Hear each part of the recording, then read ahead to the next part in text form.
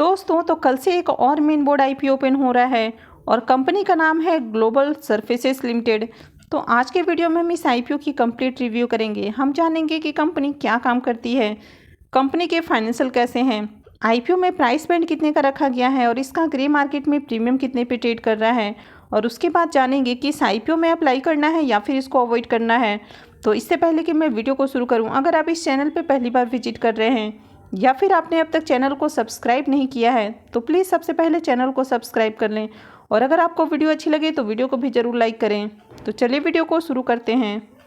तो सबसे पहले आईपीओ के डिटेल्स की बात करें तो ये आईपीओ 13 मार्च यानी कि कल से ही ओपन हो रहा है और ये 15 मार्च को क्लोज हो जाएगा। फेस वैल्यू 10 रुपये पर शेयर है और प्राइस बैंड 133 से 140 रुपये पर शेयर रखा गया है। लॉट साइज 100 शेयर्स का है और इशू साइज 154.98 करोड़ का है। यहाँ पर 85,20,000 शेयर्स फ्रेश इशू के होने वाले हैं और 25,50,000 शेयर्स ऑफर फॉर सेल के जरिए डाइल्यूट किए जाएंगे। ये एक मेन बोर्ड आईपीओ है तो कंपनी बीएससी और एनएससी पे लिस्ट होने वाली है। इस आईपीओ में 50% एलोकेशंस क्यूआईबीज के लिए रखा गया है, एचएनआईज के लिए 15% और रिटेलर्स के लिए 35% का एलोकेशन दिया गया है। तो चलिए अब जान लेते हैं कि कंपनी क्या काम करती है और उसके बाद हम कंपनी के फाइनेंशियल देखेंगे। कंपनी के बिजनेस की बात करें तो कंपनी 1991 में इनकॉर्पोरेट हुई है। अब कंपनी के बिजनेस की बात करें तो ये कंपनी नेचुरल स्टोन की प्रोसेसिंग और इंजीनियर्ड क्वार्ट्ज की मैन्युफैक्चरिंग करती है।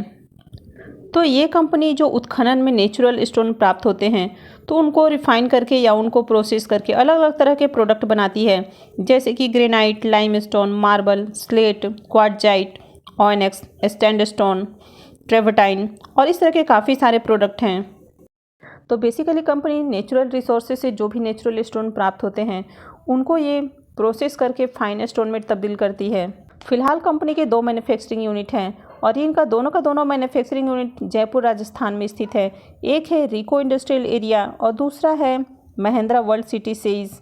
ये दोनों के दोनों राजस्थान में स्थित हैं और ये दोनों ही कंपनियां प्रोसेसिंग और मैन्युफैक्चरिंग का काम करती है।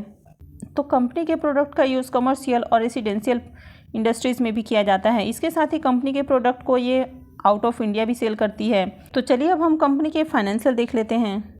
अब कंपनी के फाइनेंशियल की बात करें तो सबसे पहले हम कंपनी के टोटल एसेट को देख लेते हैं। तो यहाँ पर कंपनी के टोटल एसेट में हमें ईयर ऑन ईयर काफ़ी अच्छी ग्रोथ देखने को मिल रही है। रेवेन्यू भी ईयर ऑन ईयर बढ़ते हुए जा रहे हैं। अब कंपनी के प्रॉफिट की बात करें तो फाइनेंशियल 20 में कंपनी का प्रॉफिट 20 करोड़ है, फाइनेंशियल 21 में 33 करोड़, फाइनेंशियल 22 में 35 करोड़ और फाइनेंशियल 23 के 2 क्वार्टर की बात करें तो इसका प्रॉफिट 13 करोड़ का है। अब कंपनी के नेटवर्थ की बात करें तो इसके नेटवर्थ में भी अच्छी ग्रोथ हमें देखने को मिल रही है। साथ ही कंपनी के रिजर्व एंड सरप्लस भी ईयर ऑन ईयर हमें बढ़ते हुए दिख रहे हैं।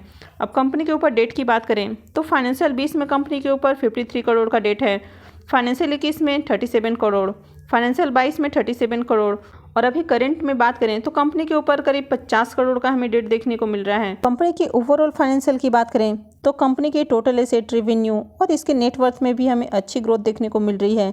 साथ ही ईयर ऑन ईयर कंपनी के रिजर्व एंड सरप्लस भी बढ़ते हुए दिख रहे हैं। और अभी की बात करें तो कंपनी के ऊपर 50 करोड़ का हमें डेट देखने को मिल रहा है। साथ ही कंपनी के पास 100 करोड़ का हमें रिजर्व भी देखने को मिल रहा है। तो ऐसे में इसको डेट फ्री कंसिडर किया जा सकता है।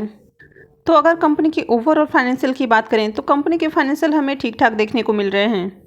आईपीओ के ऑब्जेक्टिव की बात करें तो कंपनी आईपीओ के जरिए जो फंड रेज करने वाली है तो उसे अपने होली ऑन सब्सिडियरी कंपनी में इन्वेस्टमेंट के तौर पर यूज़ करने वाली है। साथ ही ये आईपीओ कुछ पार्ट में ऑफर फॉर सेल भी है तो इसका कुछ पैसा कंपनी के प्रमोटर्स और शेयर होल्डर्स को भी जाने वाला है। आईपीओ के टाइम टेबल की बात करें तो आईपीओ 13 मार्च यानी कि कल से ही ओपन हो रहा है और ये 15 मार्च को क्लोज हो जाएगा। अलॉटमेंट डेट 20 मार्च है और रिफंड डेट 21 मार्च, क्रेडिट डेट 22 मार्च है और आईपीओ की लिस्टिंग 23 मार्च को होने वाली है। अब इस आईपीओ में लॉट साइज़ की बात करें तो अगर आप रिटेल पोर्शन से अप्लाई करते हैं तो आप मिनिमम 1 लॉट के लिए अप्लाई कर सकते हैं, जहां पर 100 शेयर्स के लिए आपको अप्लाई करना होगा और इन्वेस्टमेंट अमाउंट 14,000 रुपये हो जाएगा। वहीं पर मैक्सिमम 14 लॉट्स के लिए अप्लाई किया जा सकता है। यहाँ पर आपका इन्वेस्टमेंट अमाउंट 1,96,000 रुपये हो जाएगा। अगर आप स्मॉल एचएनआई पोर्शन से अप्लाई करते हैं तो आपको मिनिमम 15 लॉट्स के लिए अप्लाई करना होगा और आपको यहाँ पर 1500 शेयर्स के लिए अप्लाई करना होगा और इन्वेस्टमेंट अमाउंट 2,10,000 रुपये हो जाएगा। वहीं पर अगर आप बिग एचएनआई पोर्शन से अप्लाई करते हैं तो आपको मिनिमम 72 लॉट्स के लिए अप्लाई करना होगा और आपका इन्वेस्टमेंट अमाउंट 10,08,000 रुपये हो जाएगा। अब इस आईपीओ में अप्लाई करना है या फिर इसको अवॉइड करना है, तो इसके लिए चलिए हम इसके ग्रे मार्केट प्रीमियम को देख लेते हैं कि इसका प्रीमियम कितने पे ट्रेड कर रहा है। अब ग्लोबल सरफेस के ग्रे मार्केट प्रीमियम की बात करें तो इसका करेंट प्रीमियम 32 रुपीज़ पे ट्रेड कर रहा है और आईपीओ में लॉट साइज 100 शेयर्स का है। तो इसका मतलब है कि इस आईपीओ से आपको करीब 3200 रुपये का प्रॉफिट मिल सकता है। तो इस आईपीओ से आपको करीब 23% का प्रॉफिट देखने को मिल सकता है। तो अब बात करें कि इस आईपीओ में अप्लाई करना है या फिर इसको अवॉइड करना है, तो पहले आप इसके 2 दिनों के सब्सक्रिप्शन को आने दीजिए। अगर 2 दिनों में अच्छे सब्सक्रिप्शन आते हैं और इसका प्रीमियम भी अच्छे प्राइस पर ट्रेड करता है तो फिर इस आईपीओ में लिस्टिंग गेन के लिए अप्लाई किया जा सकता है। अगर लॉन्ग टर्म इन्वेस्टमेंट की बात करें तो किसी भी कंपनी में लॉन्ग टर्म के लिए इन्वेस्टमेंट तभी करना चाहिए जब आपको लगे कि कंपनी में अच्छी ग्रोथ आपको देखने को मिले। तो अगर आईपीओ की लिस्टिंग के बाद कंपनी अच्छे क्वार्टरली नंबर जनरेट करती है तो फिर इसमें लॉन्ग टर्म के लिए इन्वेस्टमेंट किया जा सकता है। तो अगर आईपीओ ओपन होने के बाद उसमें अच्छे सब्सक्रिप्शन आते हैं और इसका प्रीमियम भी अच्छे प्राइस पे ट्रेड करता है तो फिर हम इसमें लिस्टिंग गेन के लिए अप्लाई करेंगे। तो मैं आपको आगे भी अपडेट कर दूंगी कि आपको कब इस आईपीओ में अप्लाई करना है, तो इसके लिए आप चैनल से जुड़े रहिए। तो आई होप कि आपको वीडियो अच्छी लगी होगी। तो अगर आपने अब तक वीडियो को लाइक नहीं किया है तो प्लीज़ वीडियो को ज़रूर लाइक करें और वीडियो को अंत तक देखने के लिए आप सबका बहुत बहुत धन्यवाद।